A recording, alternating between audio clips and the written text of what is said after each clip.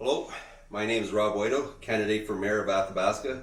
This is my second time running. Last time I was not successful. I'm hoping this time to be successful. So normally when I do these videos, I try to convey my thoughts and a message across without a written speech, and you probably can tell the way some of it kind of rambles on and stuff. But this one subject here is too important to try to convey the thoughts just off the top of my head there. So I wrote it down. So I'm going to read to you basically my position on this subject. I want to be clear on my position with government mandates on the jab and other restrictions. Some are saying that I am a beer flu denier. I am not. Apparently last spring I did catch it, and it was different than anything I had in the past. However, for me, it was like a head cold with stuffed sinus and some fatigue. After about 3 days, I was feeling better and continued with life.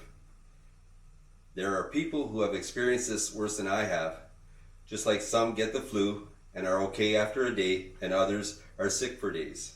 And apparently I'm in the age category where the risk is higher in that, but I came through that fine. After getting the bug and recovering from it, I was told that I would still need to get the jab, even though that I had developed natural immunity to it. When I asked if this would prevent me from catching it again, I was told no. I also asked, if I catch it, does it prevent me from spreading it? And I was also told no. Initially, when this all started, I looked at the whole issue. We were shown pictures from the Spanish flu outbreak where there were body bags piled out on the streets. We were told that the elders were at risk and that young people had stronger immune systems and were not required to get the jab. In 1 year, the narrative changed to, we need to jab everyone from 12 and up.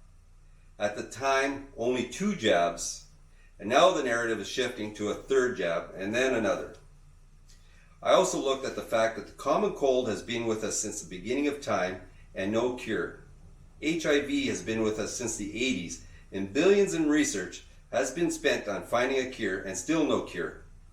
Just thousands of dollars in prescriptions every month to stay alive. I wonder who's benefiting from that, other than the person, but corporations are making millions. Cancer has no cure and trillions of dollars raised for research. Cancer fundraising has become a multi-trillion-dollar industry. So how is it that within 1 year, a cure is found for a new bug? Did you know that there are patents held on this bug by individuals and companies? You cannot hold a patent on a natural living organism unless it is genetically modified by man.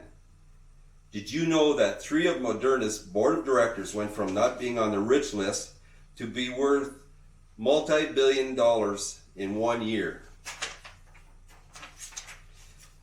I recently watched a nurse do a podcast explaining her situation as a single parent. If she didn't take the jab, she would not be working anymore. She was visibly upset and emotional and told her story of submitting to the jab for the sake of her family and crying while the healthcare worker jabbed her. What kind of person can hold a person down and inject a chemical into someone else's body knowing that that person doesn't want it? I find it ironic that our society was proud to fight for the right of people in the past for control of their bodies, my body, my choice, and more recently the no means no movement. Yet here we are today, forcing individuals to submit to an unproven experimental procedure. There are people that will say that those of us that refuse to get the jab are putting the rest of you at risk. Remember the pictures that the mainstream media love to show of the Spanish flu and the body bags? Did this ever happen? Years ago, when coal miners would go underground to mine, they would bring a canary with them in a cage, and when it died, they knew it was time to get out. Well, the reality, and I'm saying this in not a mean way, but I'm looking at life in reality without rose-colored glasses, and that's so. Well, the reality is that the homeless are our modern day canaries. And we don't see bodies of dead or dying homeless being removed from the homeless camps. We are being fed fear porn, and fear is one of the greatest motivators. Fear for ourselves and fear for our loved ones. What the mainstream media and healthcare experts are also doing is to pit us against each other. The jabbed versus the unjabbed, friend against friend, family against family. They are constantly destroying our sense of family and community by restricting family get-togethers, weddings, and festivals, labeling these events as super spreaders. We can't shake someone's hand, give a friend a hug, or have a face-to-face conversation with a server in a restaurant. If you are double vaxxed, you can go inside, and if not, you can't. Is this what we really want as a community? Or for our families? These policies are designed to divide us as a society so that they can maintain control. Our society and laws are based on Christianity. I know that I may not be the best Christian, but I know I'm not the worst. As a person that does believe in what Christian values bring to our society, I cannot endorse mandatory jabs for any town employee or any resident of Athabasca. If you choose to take the jab, that is your right and freedom to do so. If you choose not to take the jab, that is also your right not to do so. As a free society, and this is important, we are a free society. This is Canada. This isn't China or the USSR or some other dictatorship. This is Canada. As a free society, we need to respect each other's life choices in this matter. We should not be fighting each other, but standing together to fight the tyranny that we see taking place in our country today. I will not support provincial or federal mandates on local businesses, as this imposes too much burden on local mom and pop businesses.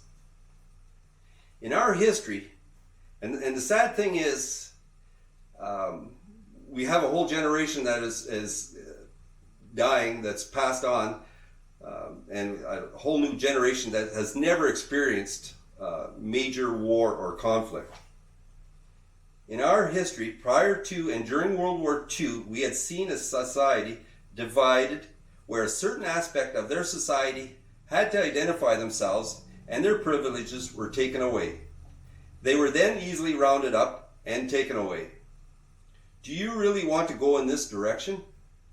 Out of that came the Nuremberg trials, and from that, the countries around the world signed on to what is known as the Nuremberg Code. And I will read to you the first of 10 highlights of that agreement. When you talk to people and mention the Nuremberg Code, everybody says, "Oh yeah, I've heard of that." But I don't think people really take the time to read it. So I'm going to read a little bit about it. The judgment by the War Crimes Tribunal at Nuremberg laid down 10 standards to which physicians must conform when carrying out experiments on human subjects in a new code that is now accepted worldwide. This judgment established a new standard of ethical medical behavior for the post-World War II human rights era. Among other requirements, this document enunciates the requirement of voluntary informed consent of the human subject. The principle of the voluntary informed consent protects the right of the individual to control his own body. This code also recognizes that the risk must be weighed against the expected benefit and the unnecessary pain and suffering must be avoided. This code recognizes that doctors should avoid actions that injure human patients. The principles established by this code for medical practice now have been extended into general codes of medical ethics. The Nuremberg Code 1947, permissible medical experiments. The great weight of the evidence before us to affect the certain types of medical experiments on human beings, when kept within reasonably well-defined bounds, conform to the ethics of the medical professional generally. The protagonists of the practice of human experimentation justify their views on the basis that such experiments yield results for the good of society that are unprocurable by other methods and means of study. All agree however, that certain basic principles must be observed in order to satisfy moral, ethical, and legal concepts. 1, and this is the one that I'll read to you. The voluntary consent of the human subject is absolutely essential.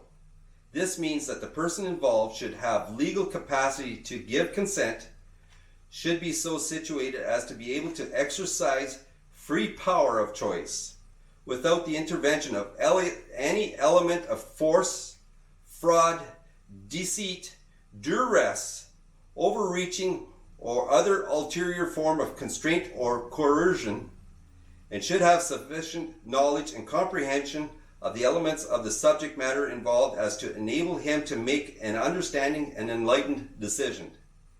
This latter element requires that before the acceptance of any affirmative decision by the experimental subject, there should be made known to him the nature, duration, and purpose of the experiment, the method and means by which it is to be conducted, all inconveniences and hazards reasonably to be expected, and the effects upon his health or person which may possibly come from his participation in the experiment. The duty and responsibility for ascertaining the quality of the consent rests upon each individual who initiates, directs, or engages in the experiment. It is a personal duty and responsibility which may not be delegated to another with impunity. So,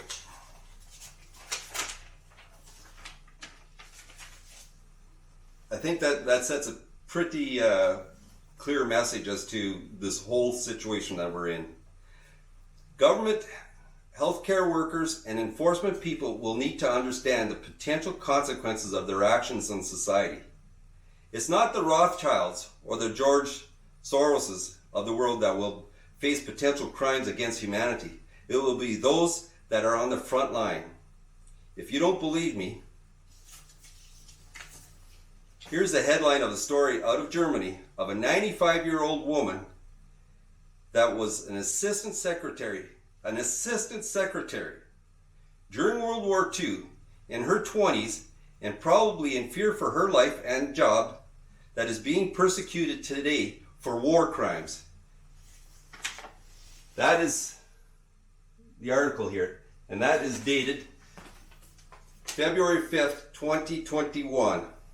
A former typist and secretary at the Stutthof concentration camp in Poland is charged with being complicit in mass murder. The camp scene here in 2016 has become a museum. This is an assistant secretary.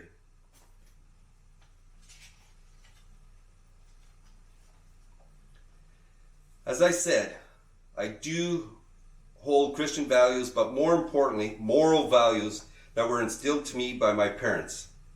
I cannot force someone to do something they are not willing to do when it comes to the jab. So when you go to vote on October 18th, you'll know where I stand.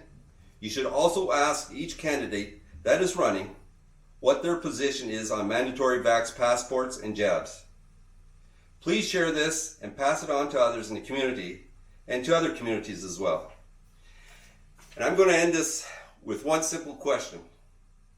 Where is Tiffany Dover?